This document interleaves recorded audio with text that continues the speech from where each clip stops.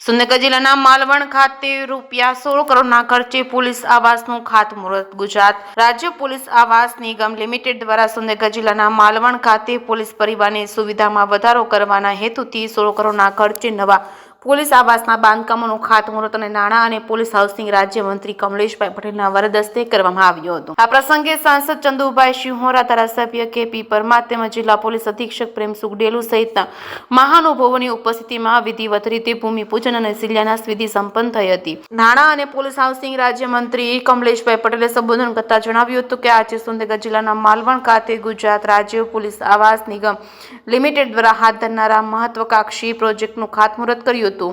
Modernisation of police force અંતર્ગત અંદાજે 16 કરોડના ખર્ચે કોન્સ્ટેબલ અને પીએસઆઈ કક્ષાના કર્મચારીઓ માટે આધુનિક આવાસ અને નવા પોલીસ સ્ટેશનનું નિર્માણ કરવામાં આવશે. જે.કે. ગુજરાતી સાથે મહેશ ઉતરિયા, સુરેન્દ્રનગર. આજ રોજ સુરેન્દ્રનગર જિલ્લાના માલવણ ખાતે ગુજરાત રાજ્ય પોલીસ આવાસ નિગમ લિમિટેડ દ્વારા મોડર્નાઇઝેશન ઓફ પોલીસ ફોર્સ અંતર્ગત કુલ 16 કરોડના ખર્ચે કોન્સ્ટેબલ કક્ષાના કર્મચારીઓ માટે, પીએસઆઈ કક્ષાના કર્મચારીઓ માટે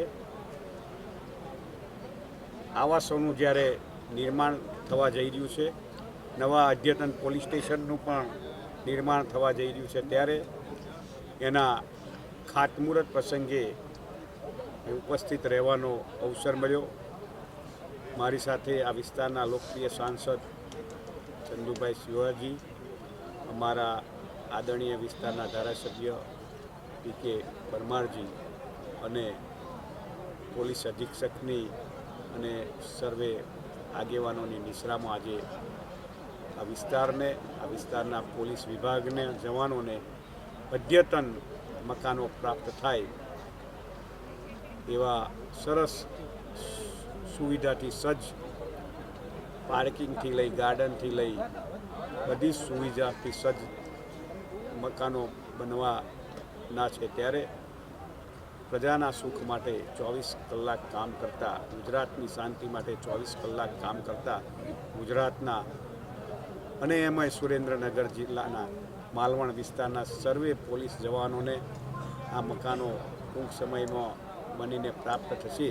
ત્યારે ખરેખર એમના પરિવારો માટે પણ એક સરસ નવા મકાનોમાં રહેવાનો અવસર થશે અને ગુજરાત સરકારના આદરણીય મુખ્યમંત્રી ભૂપેન્દ્રભાઈ પટેલ સાહેબ અને ડેપ્યુટી સીએમ હર્ષભાઈ સંઘવી સાહેબનું એક લક્ષ્યાંક છે કે ગુજરાતની શાંતિ માટે 24 કલાક કામ કરતા પોલીસ જવાનોને જલ્દીમાં જલ્દી એમને મકાનો પ્રાપ્ત થાય એ રીતના લક્ષ્ય સાથે ગુજરાત સરકાર ચાલી રહી છે. ત્યારે ગુજરાતના વિસ્તારમાં, આખા વિસ્તારમાં પોલીસના ખૂટતા આવાસો તાત્કાલિક બનાવવાનું લક્ષ્ય સાથે આ ગુજરાત સરકાર ચાલી રહી છે. એમાં આદરણીય મુખ્યમંત્રી સાહેબનું નેતૃત્વ અને આદરણીય ડેપ્યુટી સીએમ શ્રી હર્ષભાઈ સંઘવી સાહેબની નિશ્રાથી આ કામ ઝડપથી થઈ ગયું છે.